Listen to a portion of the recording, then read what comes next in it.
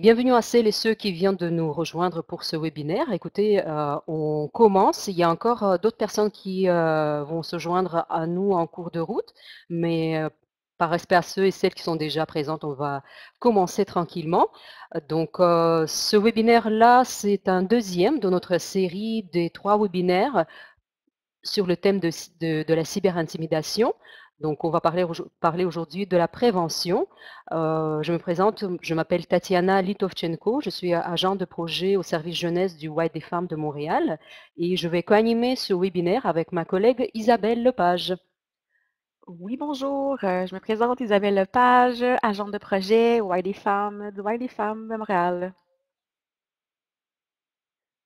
Et nous avons notre troisième collègue, Tania Baladi, qui est là aussi avec nous, qui nous soutient avec la gestion des questions que vous allez peut-être avoir. Voilà, donc maintenant qu'on a fait le tour de la plateforme, voyons le plan de ce webinaire. Excusez-moi, j'ai voilà, merci beaucoup. J'ai appuyé pas sur la bonne touche. Donc on va continuer. Euh, Le plan du webinaire, donc aujourd'hui, donc on va commencer par les objectifs. Ensuite, on va faire une brève présentation de l'organisme et du projet. On va, comme l'entrée en matière, faire un court rappel du cadre de prévention de la cyberintimidation dans les écoles. Ensuite, on va dire quelques mots sur les conditions de réussite pour la prévention. On va ensuite passer en revue quelques stratégies de prévention auprès des jeunes avec des exemples d'activités concrètes qui peuvent être animées auprès des jeunes. On va passer ensuite à la section des ressources en matière de prévention. Il y aura une période de questions et on fera une petite conclusion à la fin.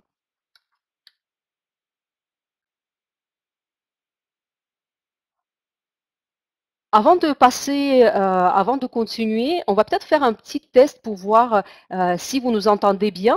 Je vous inviterai d'utiliser une fois la main. En fait, quand vous cliquez dessus, donc utilisez l'option lever la main pour nous signifier si si vous nous entendez bien. D'accord, on voit plusieurs personnes, merci, qui nous signifient que vous nous entendez bien, c'est parfait. D'accord, OK. Pour les autres, écoutez, vous avez pas utilisé la main, mais on suppose si jamais vous avez des difficultés, si jamais vous avez des problèmes, n'hésitez pas à nous faire signe en écrivant la question dans l'espace clavardage. Merci beaucoup, donc on continue. Pour les objectifs, nous en avons 2 objectifs pour ce webinaire-là.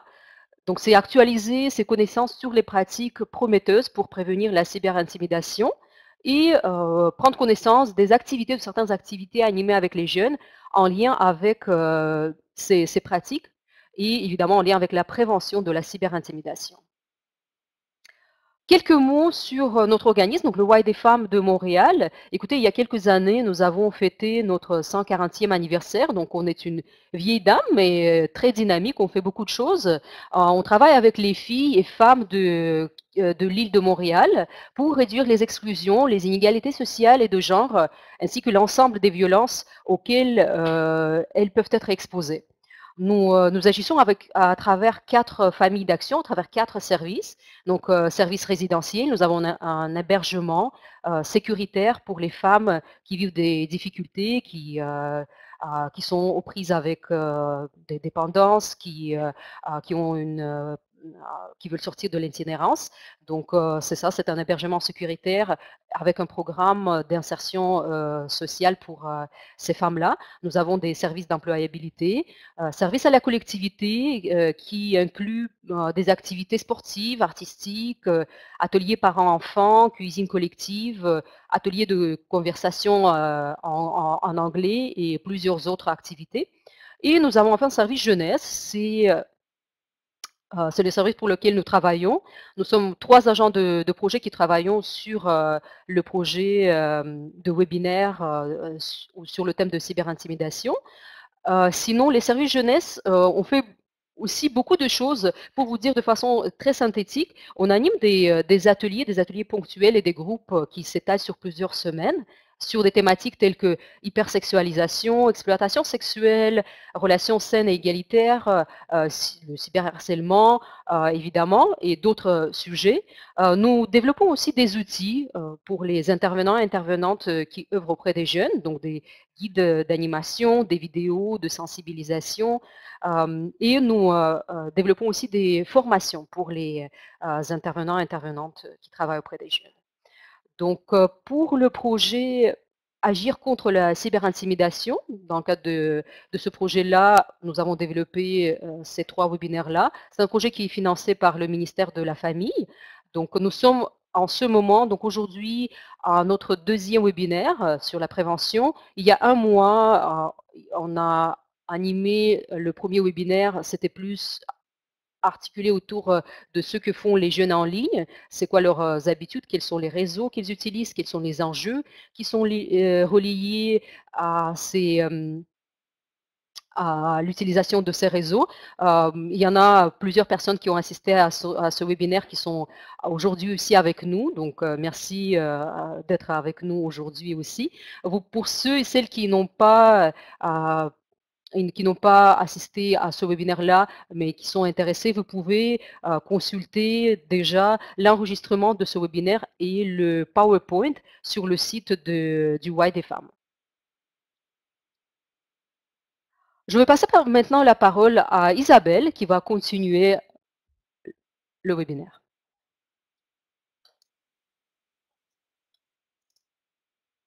Donc, merci, Tatiana. Alors, un petit rappel à vous qui travaillez déjà probablement dans un milieu scolaire, un court rappel sur le cadre de prévention dans les écoles. Donc, la loi 56 est par rapport au plan de lutte contre l'intimidation et la violence. Donc, la loi 56 est née en 2012. Donc, ce qu'elle nous dit, cette loi-là, c'est qu'elle elle souhaite définir les responsabilités et les devoirs des élèves, des parents, du personnel de l'école, des directrices et directeurs d'école, en fait, toutes les personnes impliquées dans l'école, donc ont une responsabilité collective et partagée de devoir prévenir et combattre l'intimidation et la violence à l'école.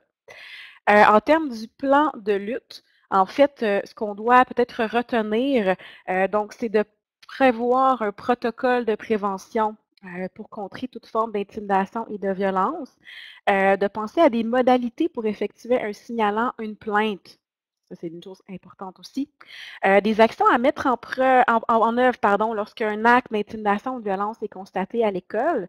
Des mesures de soutien et d'encadrement. Donc, si un élève est victime, s'il y a des témoins qui sont impliqués, s'il y a un auteur de cyberintimidation ou d'intimidation à l'école, donc quelles sont les mesures à mettre en place au niveau de l'encadrement et de soutien dans mon école? Des sanctions disciplinaires, donc s'il y a une situation comment dire, d'intimidation qui a lieu, qu'est-ce qu'on décide de mettre en place comme sanction à même l'école? Donc, c'est un tour d'horizon très rapide, mais nous ne pouvions pas passer inaperçu par rapport à, à ces lois-là et à ce plan de lutte contre l'intimidation. Donc, voilà. Nous aimerions vous faire part d'une petite question sondage. Donc, une question qui va tout bientôt apparaître à l'écran. Donc, vous aurez la possibilité de répondre à une question. Donc, quelles mesures de prévention sont mises en place dans votre milieu? Donc, voilà, je lance le sondage. Vous avez à répondre à une ou vous répondez à la question, mais vous pouvez répondre un ou deux choix de réponse, trois choix de réponse. Il faut tester tout simplement quand vous avez répondu à la question. Donc, validez votre choix. En haut à droite, il faut valider votre réponse. Donc, voilà, vous pouvez dès maintenant répondre à la question. Donc, est-ce qu'on parle de tournée de classe dans vos milieux? Est-ce qu'on parle de projets spécifiques en prévention, de la collaboration avec des organismes ou d'autres mesures qu'on n'aurait pas nommées dans le dit sondage? Donc, je crois que tout le monde a répondu. Oui, super.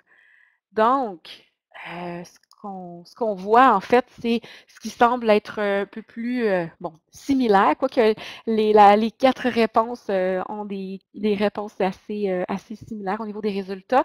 Donc, projet spécifique de prévention et la collaboration avec des organismes externes semblent être les 2 mesures de prévention qui sont plus utilisées dans vos milieux. Donc, merci beaucoup à tout le monde. Vous avez pris le temps de répondre et ça a été rapide en plus. Donc, merci. Donc, justement, faisons un petit tour par rapport aux dites mesures de prévention. Donc, la première étant la disponibilité d'une ressource, vous ne l'aviez pas dans le sondage tout à l'heure, mais une disponibilité d'une ressource spécifique dans les commissions scolaires pour soutenir les intervenants. Donc, entre autres, nous, sur l'île de Montréal, il y a des ressources. Donc, nous, on a Mme Sophie Bourque qui travaille à la commission scolaire de Montréal, qui est une conseillère pédagogique et qui a le mandat, en fait, de travailler au niveau des écoles, au niveau de l'intimidation et de la violence. Donc, cette ressource existe probablement dans la majorité des commissions scolaires au Québec. C'est une ressource qu'on peut utiliser. Par la suite, donc, il y a évidemment la disponibilité des professionnels dans les écoles et dans vos écoles respectives. Donc, ce serait par rapport à ça, la travailleuse sociale, la psychologue, intervenante en toxicomanie. Donc, plein d'intervenants dans les écoles peuvent contribuer selon le temps qu'ils ont, évidemment. Je sais que ce n'est pas toutes les écoles qui ont le temps de s'investir là, autant là, dans les écoles au niveau de la cyberintimidation et de l'intimidation. Donc, ces professionnels-là peuvent être mis à contribution autant au niveau de l'intervention, mais au niveau aussi de tournées de classe, parfois. Justement, parlons des tournées de classe. Donc, ça peut être par les professionnels, comme je vous disais, mais ça peut être aussi de faire venir la policière socio-communautaire à l'école pour venir expliquer aux jeunes les différentes lois qui entourent la cyberintimidation. Une autre mesure à prendre en considération, les projets spécifiques développés dans les milieux scolaires.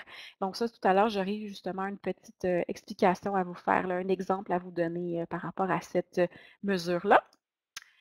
Et des activités et outils offerts par des organismes externes. Donc, on pourrait penser à des organismes communautaires ou des organismes donc, qui offrent soit des ateliers ou outils gratuitement ou outils et ateliers à un coût moindre. Donc, entre autres, on pourrait penser au GRI à Montréal, le GRI Montréal.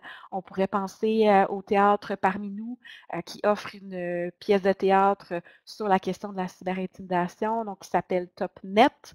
On pourrait aussi penser ensemble pour le contre le. Oui, je m'excuse, là, j'ai pas ensemble pour le respect de la diversité, pardon, j'ai bafouillé. Donc, voilà. Alors, toutes ces ressources et organismes communautaires existent et sont là pour soutenir les écoles. Vous connaissez probablement les ressources, là. Je sais que vous n'êtes pas tous de Montréal. Il y a probablement des ressources qui existent dans vos milieux qui sont là pour vous aider aussi. Donc, en termes d'un exemple, en fait, rapidement, j'avais le goût de vous faire part d'un exemple qu'on a découvert là, en bâtissant le contenu du webinaire. Donc, dans une école secondaire sur la rive sud de Montréal, donc, eux ont décidé de faire venir une pièce de théâtre, donc la pièce de théâtre TopNet du théâtre Parmi nous. Donc, ce qu'ils faisaient, c'est qu'avant et après la pièce, ils posaient des questions aux élèves dans un cahier de réflexion dans le cadre des cours d'éthique. Donc, les jeunes devaient se positionner et répondre à des questions. Par la suite, ils avaient organisé une représentation, je dirais plutôt une présentation conférence aux parents. Il y avait aussi par la suite une policière qui venait expliquer les lois qui concernent la cyberintimidation. Et par la suite, un projet est proposé aux élèves, un projet de BD lié au thème de la cyberintimidation. Donc, une intervention qui se déroule sur une plus longue période et qui implique plusieurs personnes de la communauté peut être une stratégie qui fonctionne bien dans les écoles. Donc, voilà. Parlons justement des conditions de réussite pour la prévention. Donc, qu'est-ce qui fonctionne bien dans les écoles selon les recherches lues, selon les professionnels qu'on a consultés? Donc, je pense que vous ne serez pas étonnés si je vous dis d'impliquer les jeunes. Donc, entre autres, dans l'élaboration de règles de conduite, ça peut être quelque chose qui fonctionne absolument bien. Les impliquer dans la prévention aussi, c'est quelque chose qui fonctionne absolument bien. Donc, je ne vous étonnerai pas, je pense, si je vous dis ça aujourd'hui, cet après-midi. Initier les jeunes dès le primaire. Donc, si on commence à faire de la prévention dès le plus jeune âge, on peut penser que nos interventions en prévention vont peut-être perdurer dans le temps et voilà, de peut-être répéter les messages non plus, c'est pas mauvais. Donc, on continue de penser que travailler au niveau des plus jeunes. Intégrer les technologies de l'information ou des communications dans l'enseignement. Donc, ça pourrait être, par exemple, d'utiliser un profil Facebook, d'utiliser Instagram, d'utiliser des blogs avec les jeunes. Ouais, nous, on utilise un moyen technologique qui sont les manettes interactives. Donc, on utilise les manettes, c'est comme sous forme d'un quiz. Donc, les jeunes vont devoir répondre à des questions et lire exemple des questions ABCD, vrai ou faux. Les jeunes vont devoir répondre aux questions et par la suite, les réponses des jeunes, donc sur leur perception, sur ce qu'ils ont compris, apparaissent en temps réel. Donc, ce n'est pas nécessairement une technologie au même niveau qu'un cellulaire, mais c'est tout de même un moyen qui est ludique et dynamique pour que les jeunes soient interpellés par nos interventions. Une autre condition de réussite, s'intéresser à ce que les jeunes font en ligne. Donc, je pense que nos jeunes sont bel et bien sur les technologies, utilisent la technologie grandement. Donc, c'est pas de faire comme si ça n'existe pas que les situations de cyberintimidation vont s'arrêter. Donc, il faut au contraire s'intéresser à ce qu'ils vivent, à ce qu'ils font pour, voilà, plutôt que de dire comme si ça n'existait pas. Donc, plutôt entrer dans leur monde et pas faire comme si de rien n'était. Un autre élément important de prévention au niveau de la réussite de nos stratégies de prévention, de soutenir les parents. Donc, tout à l'heure, vous avez vu l'exemple au niveau de la commission scolaire là, sur la Rive-Sud de Montréal. Donc, offrez une conférence aux parents. Donc, c'est vraiment de pouvoir agir au niveau autant de l'école, au niveau autant de la communauté qui entoure le jeune. Les parents font partie de la solution pour contrer la cyberintimidation. Pour terminer, un autre point important, c'est être de bons modèles pour nos jeunes. Donc, là-dessus, on a justement une intervention vidéo de Stéphanie Deslauriers, qui est psychoéducatrice et qui est auteure du livre Jeux d'enfants, l'heure juste sur l'intimidation. Donc, je vous laisse entre les bonnes mains de Stéphanie Deslauriers qui pourra vous en apprendre plus sur cette dernière condition de réussite.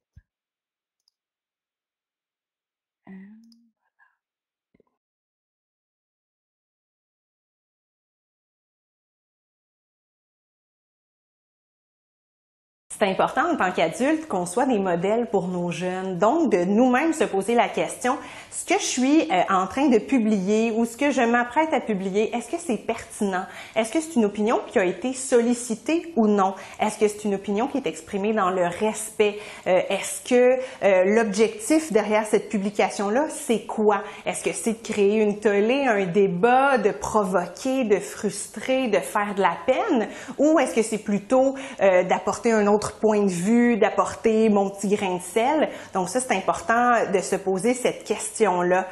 Également, de voir qu'est-ce que je publie moi sur mon profil de réseau social en tant qu'adulte. À qui est-ce que ça s'adresse? Est-ce que ça s'adresse à ceux qui me connaissent? Est-ce que ça s'adresse à ceux qui me connaissent peut-être moins puis que je veux aller titiller ou piquer un petit peu?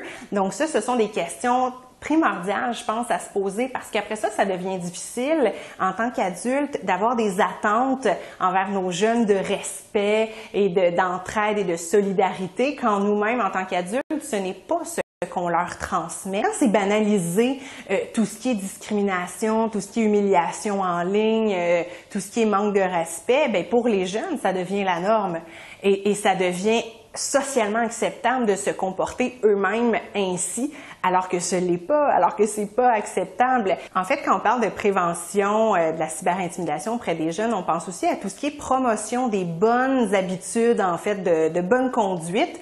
On parle beaucoup d'habileté sociale dans la vie réelle, mais on fait pas beaucoup d'éducation en ce qui a trait à tout ce qui est vie virtuelle finalement. Donc, qu'est-ce qui se fait, qu'est-ce qui se fait pas, qu'est-ce qui se dit, quelle est la limite, c'est quoi le respect en ligne, comment est-ce qu'on fait pour en faire preuve envers ceux qu'on connaît et ceux qu'on connaît moins.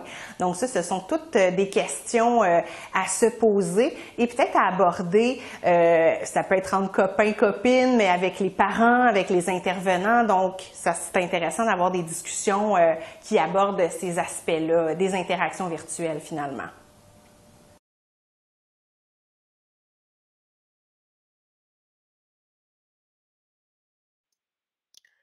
Donc, voilà, je crois que la vidéo parle d'elle-même. Alors, au niveau de ce que Madame Deslauriers nous dit, je ne vais pas vous en dire trop, mais en résumé, ces questions-là sont bel et bien abordées. Donc, on va pas les répéter. Vous aurez de toute façon accès au PowerPoint rapidement après la présentation webinaire d'aujourd'hui. Sur ce, je vous laisse entre les mains de ma collègue Tatiana. Oui, merci encore Isabelle. Écoutez, là, on va passer maintenant aux stratégies de prévention. Nous avons articulé en fait les stratégies autour de quelques thématiques. Pour chacune, nous allons présenter donc des stratégies et des exemples d'activités que vous pouvez réaliser avec les jeunes en matière de prévention de la cyberintimidation. Donc, écoutez, nous le constatons toutes et tous qu'on vit dans un monde où la communication virtuelle prend de plus en plus de place dans nos vies, dans la vie de nos jeunes d'autant plus. Les jeunes, qu'est-ce qu'ils font en ligne? Ils socialisent, ils organisent des activités, ils partagent des photos, des vidéos en ligne et comme dans la vie de tous les jours, en fait, ils ont besoin d'encadrement pour comprendre c'est quoi les comportements appropriés à utiliser en ligne. Il est important en fait pour les jeunes, pour qu'ils puissent avoir des bons références et il faut commencer à développer ces habiletés assez tôt, donc en commençant même dès le primaire. Évidemment, le développement de ces aptitudes-là doit se faire à la maison par la famille, mais aussi les autres espaces comme les écoles, les autres lieux de socialisation que les jeunes fréquentent. Donc, peuvent aussi contribuer au développement de ces bonnes aptitudes. Donc, on parle en fait, en termes de stratégie, d'encourager, de renforcer les comportements éthiques en ligne.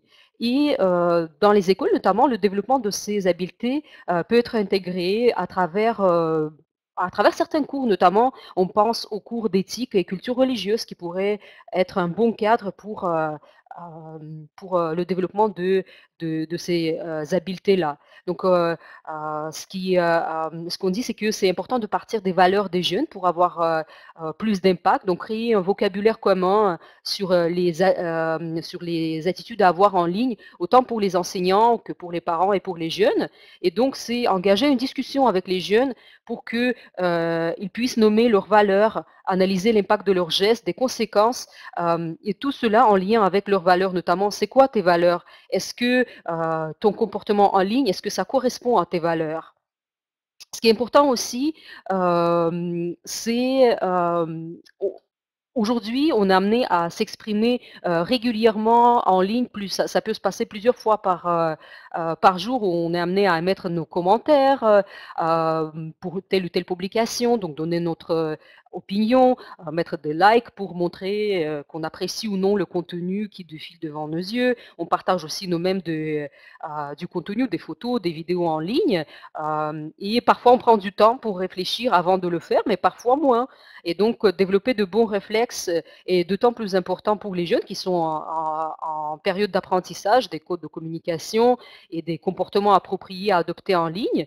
Et donc, une manière de le faire, c'est de faire réfléchir les jeunes sur les questions à se poser avant de partager quelque chose en ligne. Vous avez ici un exemple d'une petite aide-mémoire, en fait, des questions à se poser qu'il est possible de partager avec les jeunes. Donc, les questions à se poser avant de partager quelque chose en ligne. est-ce que je suis authentique dans mes propos quand j'écris un commentaire, quand je partage, je publie quelque chose? Quelle image de moi-même je souhaite projeter? Si je publie un commentaire, est-ce que c'est pertinent par rapport au sujet traité, le commentaire que je m'apprête à émettre? Est-ce que je serais à l'aise de dire ça devant une foule? Est-ce que je serais à l'aise de dire ça devant mes parents? Parce que justement, on sait que l'écran peut créer une distance, donc on ne voit pas la réaction de la personne qui est derrière l'écran sur nos propos. Et donc, c'est bien de se poser la question en imaginant que j'allais dire ça, par exemple, devant mes parents. Est-ce que, aussi, une question importante à se poser, est-ce que quelqu'un pourrait utiliser cette information pour me faire du mal? En termes de stratégie, justement, pour le renforcement du comportement éthique en ligne, on parle aussi des notions du respect et du consentement. Donc, c'est important d'aborder avec les jeunes, qu'est-ce que c'est le respect, le consentement et le respect aussi de la vie privée en ligne. Il y a quelque temps, bah, c'était en fait l'année dernière, mais c'est revenu encore cette année. Il y avait une controverse sur les réseaux sociaux à propos de la façon comment s'est habillée l'auteur et la compositrice Safia Nolin au gala de la disque de l'année dernière. Donc, elle était habillée de façon décontractée et ça a suscité tout un tollé de commentaires négatifs sur les réseaux sociaux. Et donc, au-delà de la pertinence du sujet, c'est qu'il est important de s'accorder aux tenues vestimentaires des artistes femmes. On peut aussi réfléchir à comment ces commentaires ont été exprimés et on peut parler justement de tout ce qui est distingué entre une opinion exprimée sur un sujet et une attaque personnelle. Parce que ce qu'on a pu voir, c'est que si tu peux dire que oui, par exemple, je suis pas nécessairement d'avis que c'est une bonne façon de s'habiller pour ce genre d'événement, ce qu'on a pu voir beaucoup dans ce contexte-là, justement, ce que Safia Nolin a reçu comme commentaire, c'est vraiment des propos humiliants et blessants du genre franchement, et sur d'où elle, du bois, est-ce que Safia, personne ne t'a jamais dit comment il faut s'habiller, qu'il faut s'habiller convenablement, etc. Donc, on voit bien que, et en nous, en fait, c'est des adultes qui publient ces propos, et les jeunes, comme mentionné tout à l'heure Stéphanie Deslauriers, euh, euh, ils prennent les adultes pour des modèles et donc ils sont exposés à ce genre de propos. Ils peuvent en déduire que c'est ça la norme de communication en ligne. Or, ce n'est pas le cas, d'où l'importance justement à apprendre aux jeunes la manière respectueuse d'exprimer son opinion en ligne. En lien avec ça, nous vous proposons une exemple d'activité à mettre en place avec les jeunes. D'ailleurs, nous allons vous envoyer, et nous allons les mettre en ligne aussi après, quelques fiches d'activité en lien avec la prévention de la cyberintimidation. Nous allons voir maintenant c'est ça un premier exemple de l'activité. C'est ce qu'on peut proposer aux jeunes en fait, c'est que eux-mêmes élaborent un code d'éthique en ligne.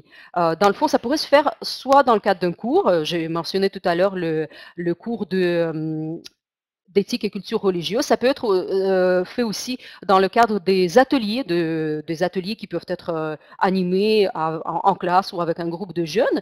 C'est donc proposer aux jeunes de prendre le temps et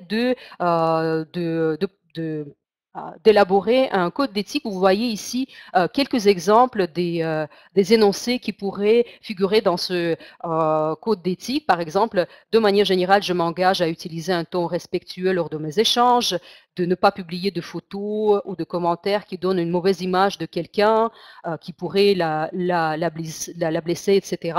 Donc, élaborer ce code de règles de comportement respectueux en ligne.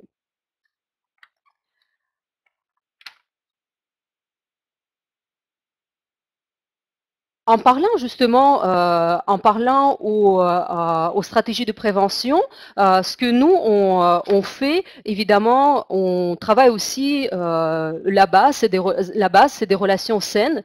Donc, c'est d'outiller les jeunes aux relations saines dans le contexte d'éthique, des technologies d'information et de communication.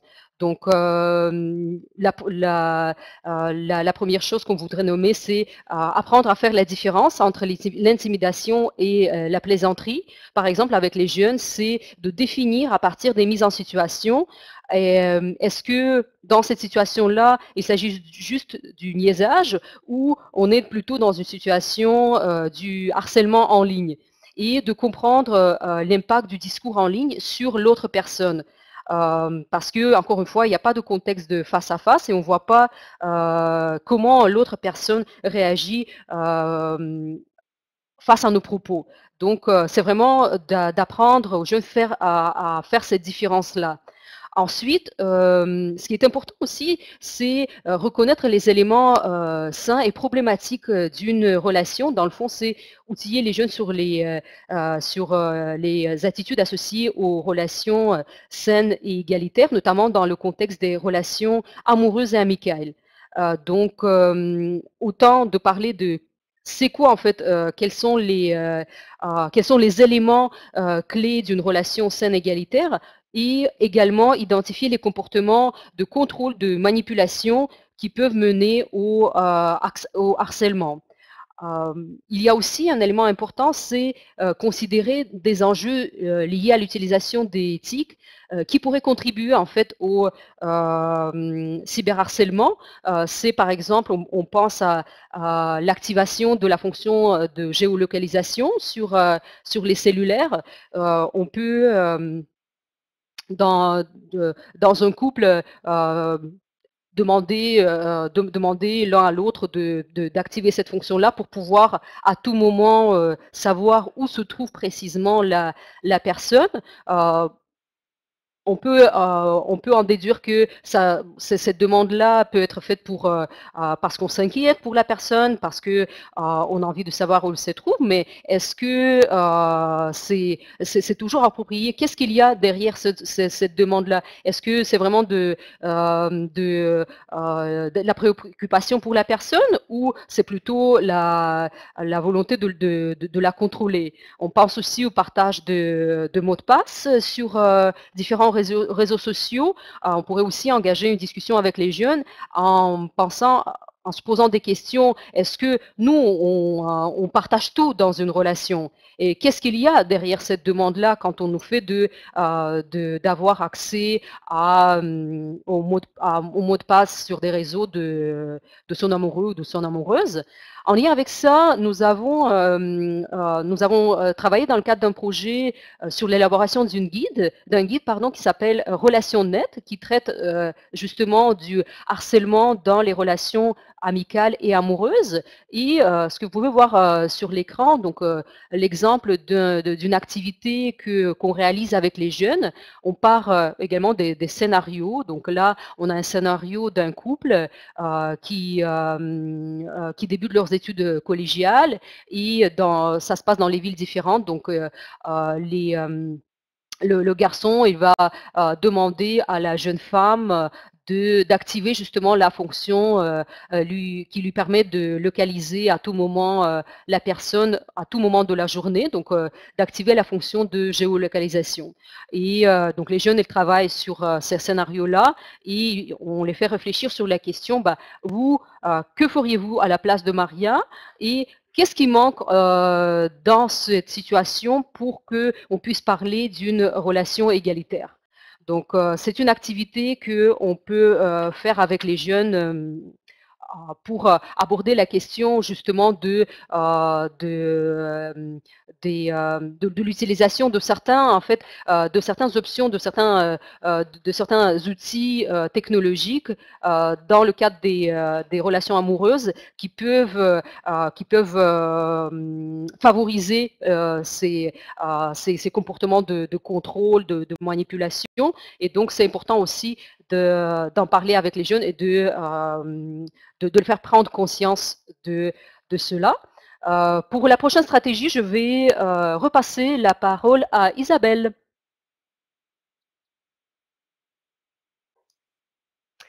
Oui, merci Tatiana. Donc, pour la suite, une autre stratégie de prévention importante pour contrer la cyberintimidation, donc renforcer les habiletés de communication en ligne et développer une meilleure gestion des émotions.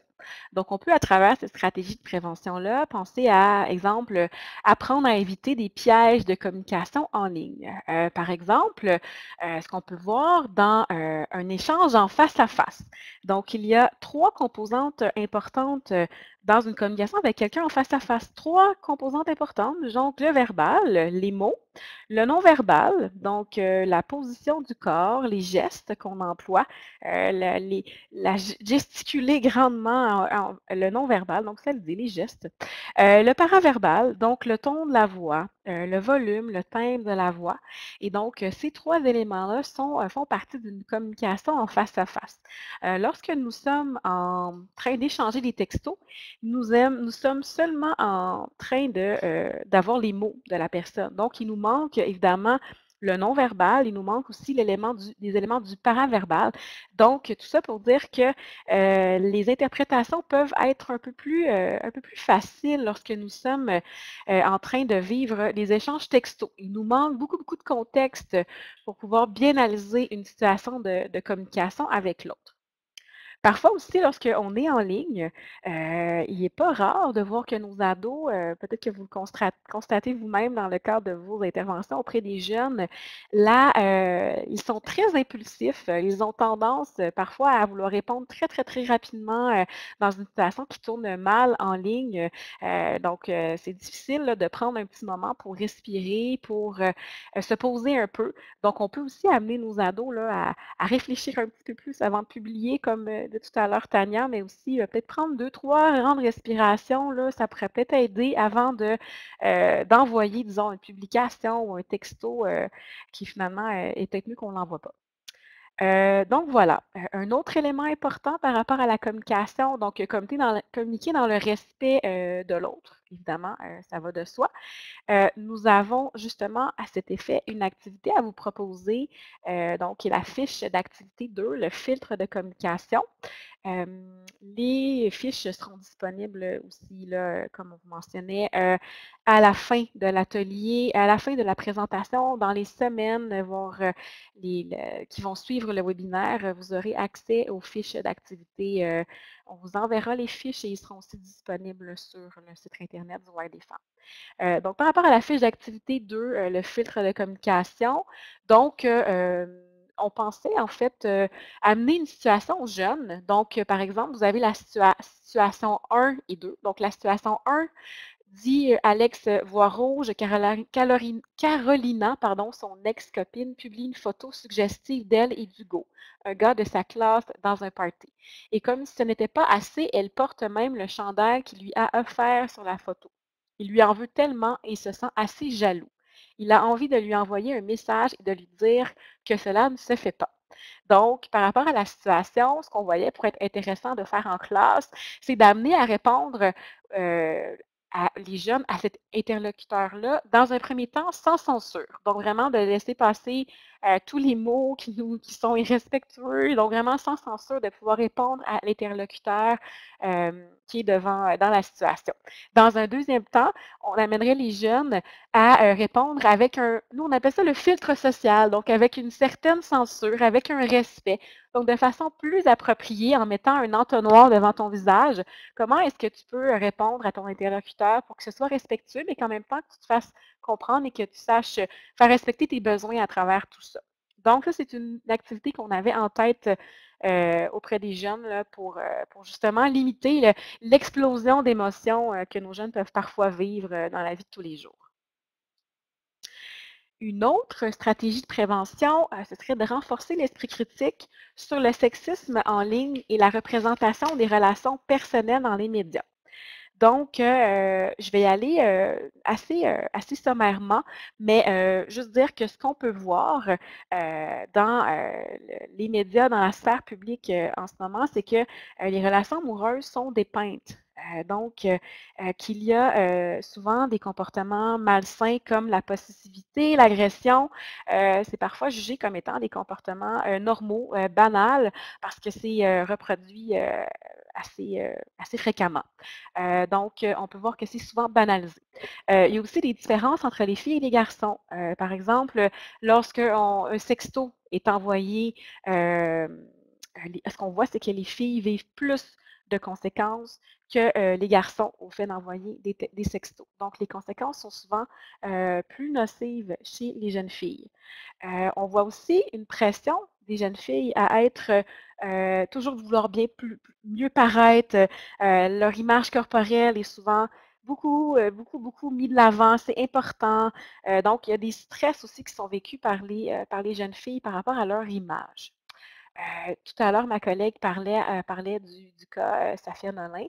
Donc, nous, ce qu'on se disait pour être intéressant en termes d'activité, ce serait d'utiliser des nouvelles ou des publications qu'on a vues tourner sur les réseaux et d'essayer d'analyser quelles sont les différences, de publication lorsqu'on s'adresse à une fille et lorsqu'on s'adresse à un garçon? Est-ce que les commentaires sur l'apparence, est-ce que c'est la même chose quand on est une fille, quand on est un garçon? Est-ce que, exemple, si on avait vu un garçon s'habiller confortable pour aller dans un gala, est-ce qu'il aurait eu le même type de commentaires, des injures aussi nombreuses et importantes que ce que Safia Nolin a pu recevoir comme information, malheureusement, sur les réseaux. On pourrait aussi se poser la question avec le monde des politiciens. Est-ce qu'un politicien, une politicienne reçoit les mêmes commentaires en ligne sur les réseaux? Donc, il y a toutes sortes d'activités comme ça qu'on peut utiliser avec nos jeunes. Donc, voilà. OK, super. Une autre stratégie de prévention qu'on avait envie de vous partager aujourd'hui, donc c'est de sensibiliser aux implications légales liées au partage du contenu non consenti à la sécurité en ligne. Donc, il y a évidemment des risques associés au partage d'images intimes en ligne. Et parfois, mais ce qu'on voit, c'est que les jeunes pensent que le fait de s'envoyer des images, de s'envoyer des sextos, pensent qu'il n'y a pas de risque quand ils sont dans une relation intime entre deux personnes qui s'aiment. Donc, ne voient pas nécessairement les risques qui peuvent venir par la suite. Mais nous, dans nos interventions, et peut-être même dans vos interventions auprès des jeunes, ce qu'on voit souvent, c'est que lorsque la relation se termine, la dite photo ou le dit vidéo devient partagé, envoyé à plusieurs personnes dans l'école sur les réseaux pour un peu se venger. Donc, un sentiment de vengeance souvent peut arriver. Là, on n'est plus en mesure de récupérer la photo, on ne sait plus où elle s'en va, donc on n'a plus de contrôle sur l'image. Donc, peut-être amener les jeunes à faire réfléchir aux risques potentiels, en fait, de l'envoi d'images dans leur relation.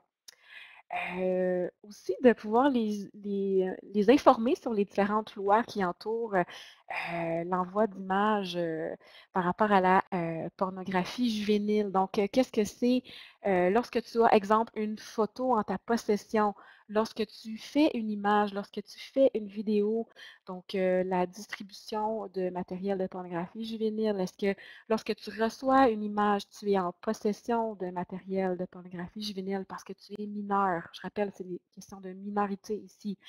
Lorsque tu décides d'envoyer une photo à plusieurs personnes dans ton entourage Facebook, que tu es en train de diffuser une image et en plus tu es en train de faire de la diffusion sans le consentement de la personne.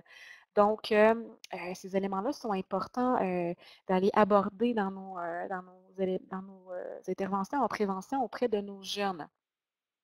C'est aussi important d'amener les jeunes à protéger leurs informations privées. Donc, les amener à connaître c'est quoi les paramètres de sécurité sur les réseaux. Nous, à cet effet, justement, on fait une activité avec nos jeunes au primaire. Donc, on les amène à se créer un faux profil, des faux profils sur Facebook et à les amener à vraiment cliquer sur où est-ce que tu dois, disons, sécuriser tes paramètres, où est-ce que tu peux, disons, signaler une information que tu juges inappropriée en ligne. Donc, vraiment, de les amener à pratiquer, ça peut être une façon de faire là, qui fonctionne bien là, auprès de nous tout petits, même si on sait que nos jeunes au primaire ne sont pas supposés avoir un compte Facebook, la réalité est peut-être toute autre chose. Donc, voilà, c'est peut-être mieux de le faire plutôt que pas du tout. Donc, voilà. On a aussi une fiche d'activité à vous proposer pour cette stratégie de prévention qu'on a nommée risqué ou pas risqué. Donc, je vais vous amener à la prochaine diapositive. Donc, à partir de mise en situation, donc on a pensé à une dizaine de mises en situation. Là, vous en avez 3 sous les yeux. Donc, vont devoir nos jeunes mentionner est-ce que cette situation elle est risquée ou pas risquée? Et si elle est risquée, explique-moi pourquoi tu crois que cette situation elle est risquée. Donc, on veut vraiment développer l'esprit critique des jeunes, les amener à se positionner par rapport à des situations, identifier les éléments qui leur permettraient de croire que la situation est risquée et peut-être justement d'y réfléchir s'ils sont eux autres dans cette situation-là dans le futur. Donc, par exemple, on a ici Sam à la situation 1. Donc, Sam est en vacances avec sa famille et écrit à son amoureuse Laetitia pour lui dire qu'il s'ennuie d'elle.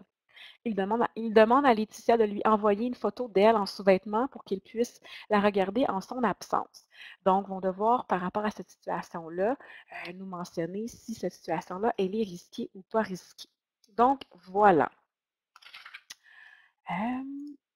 Nous avons justement à cet effet une question sondage. Donc, on avait envie de rendre le tout dynamique.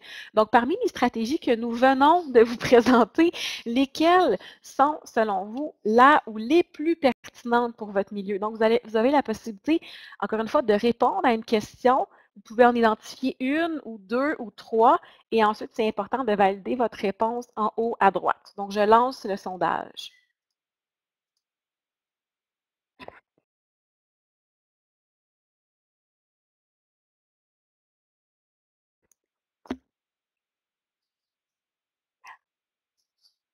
Oui. Donc, nous avons les différentes stratégies qui vous apparaissent en ce moment. Donc, encourager le comportement éthique, outiller les jeunes aux relations saines, renforcer les habiletés de communication, renforcer l'esprit critique sur le sexisme, les sensibiliser aux implications légales. Donc, lesquelles ou laquelle vous jugez est la plus pertinente dans vos milieux? Je crois que tout le monde a répondu même. Wow, vous êtes rapide, merci. Donc, la plus pertinente. Non, c'est pas vrai, il y a 3 personnes qui n'ont pas encore répondu. Je m'en excuse. Je vous laisse encore un petit 5 secondes.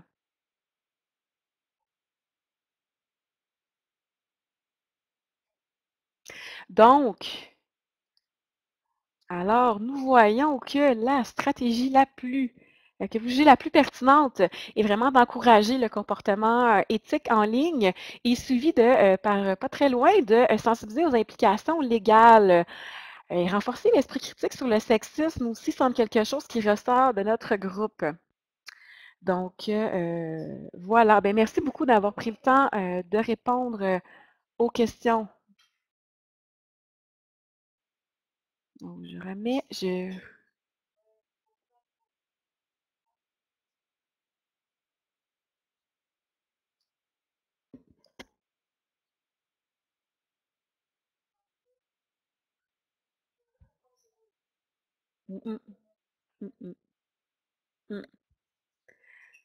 Vas-y. Oui, on vient de voir un commentaire qui mentionne qu'on voit que nos réponses personnelles. On est désolé pour ça, c'est parce que on n'a pas coché une option pour que tout le monde puisse voir les résultats de tout le monde. Donc on est désolé, on est en apprentissage de cette plateforme-là qui offre beaucoup de possibilités, mais on est encore en exploration. Donc voilà, on fera mieux la prochaine fois. Donc, veuillez nous excuser. Alors, revenons au PowerPoint, qui est juste ici. Je m'en excuse. Alors,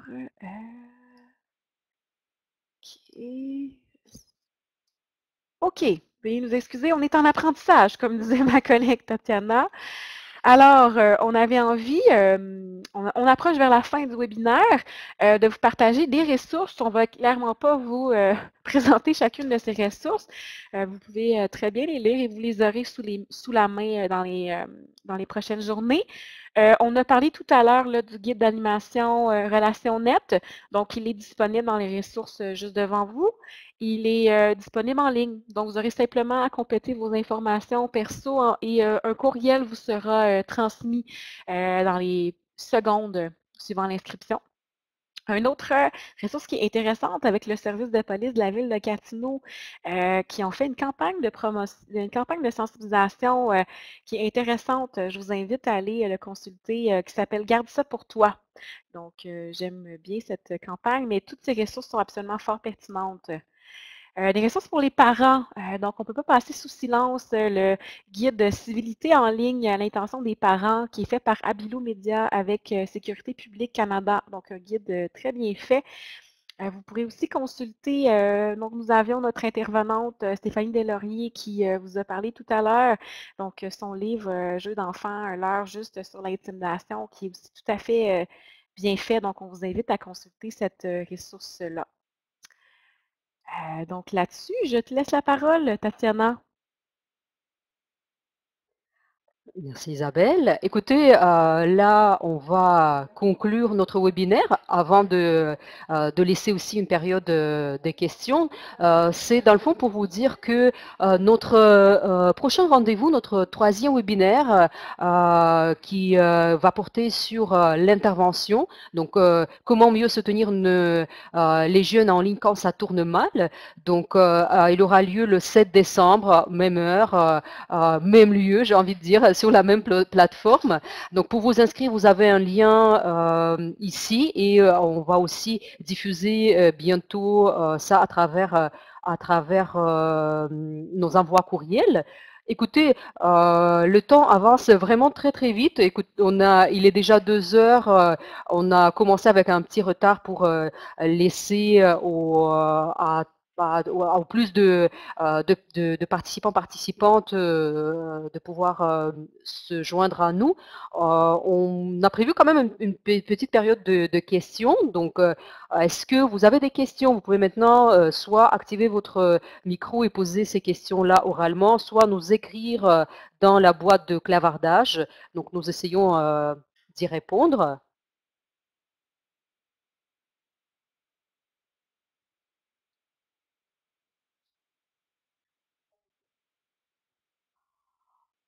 Écoutez, je vous propose encore une fois pour celles et ceux qui ont des questions, qui ont des réflexions de nous les partager. Merci, merci beaucoup. Donc on nous dit que tout est clair. Écoutez, on apprécie ce feedback. Si jamais vous avez d'autres questions, n'hésitez pas à nous écrire. Nous allons vous répondre soit par courriel. Bah oui, ça va être le plus simple par courriel. Avant de nous quitter, quelques petits mots de la fin. Écoutez, tout d'abord, on voulait simplement dire un grand merci pour toutes les personnes qui se sont impliquées pour développer, pour promouvoir ces webinaires-là, pour nous aider dans notre phase de recherche, donc qui ont partagé avec nous leur réalité, qui ont partagé avec nous leur expertise. Ça nous a beaucoup aidé. Donc, un grand merci à toutes ces personnes-là. Une petite dernière chose qu'on va vous demander, c'est de prendre note que nous allons vous envoyer un lien vers un court sondage d'évaluation qui va nous aider à avoir justement votre rétroaction et d'améliorer nos webinaires. Donc, ça va être envoyé par courriel. Pour favoriser la participation à en fait, pour favoriser la participation à ce sondage-là, nous allons lancer un concours. Ça veut dire quoi? Donc, ne quittez pas. Le concours, ça veut dire qu'on va faire un tirage d'un kit d'outils qui sont développés par les services jeunesse. Comme j'ai mentionné au début, on développe des guides à l'intention des intervenants et intervenantes. Donc, pour les personnes qui remplissent le formulaire, le sondage d'évaluation, c'est vraiment un court sondage de quelques questions. Donc, si vous voulez laisser votre adresse courriel, email. Nous allons faire un tirage au sort et donc la personne, elle aura donc ce kit d'outils entre les mains. Voilà, merci beaucoup pour d'avoir été avec nous pour ce webinaire et nous espérons vous retrouver dans un mois pour notre troisième rendez-vous sur l'intervention. Merci beaucoup et au revoir.